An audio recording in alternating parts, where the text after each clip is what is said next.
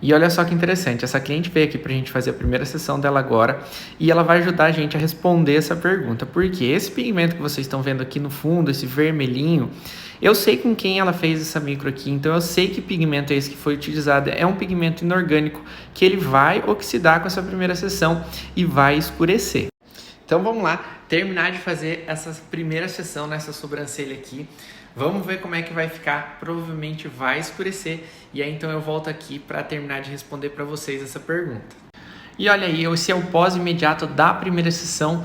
Dá uma olhada como escureceu o pigmento do que era antes e do que ficou agora. Isso por conta daquele vermelhinho que tinha por baixo, que era um pigmento inorgânico, então ele sofre essa oxidação e na primeira sessão ele acaba escurecendo e deixando mais forte a sobrancelha. Mas isso é só um efeito da primeira sessão por conta desse pigmento ser inorgânico e a partir das próximas sessões ele vai clarear e sair inclusive mais fácil do que se ele continuasse ficando cada vez mais vermelhinho, mais clarinho. Porque o pigmento escuro, ele sai com mais facilidade do que o pigmento claro. Então essa oxidação, esse escurecimento paradoxal desse pigmento inorgânico, num primeiro momento, é positivo para a gente.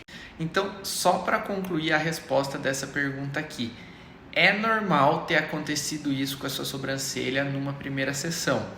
Não quer dizer que sempre isso vai acontecer com todo mundo. Não, isso aconteceu, no seu caso, porque o pigmento que tinha na sua micropigmentação era um pigmento inorgânico, assim como o caso dessa minha cliente que eu acabei de atender aqui, como eu mostrei, por ela ter um pigmento inorgânico na micropigmentação dela, aconteceu no caso dela desse pigmento escurecer numa primeira sessão.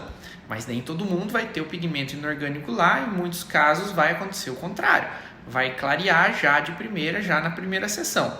Agora, quando tem esse pigmento vermelho e esse pigmento é um pigmento inorgânico que escurece na primeira sessão, eu encaro isso de forma muito positiva, porque normalmente a gente tem resultados melhores a partir da segunda sessão, justamente porque esse pigmento escureceu. E aí então o pigmento escuro ele é mais fácil de remover do que o pigmento claro. Então ele tende a sair com mais facilidade.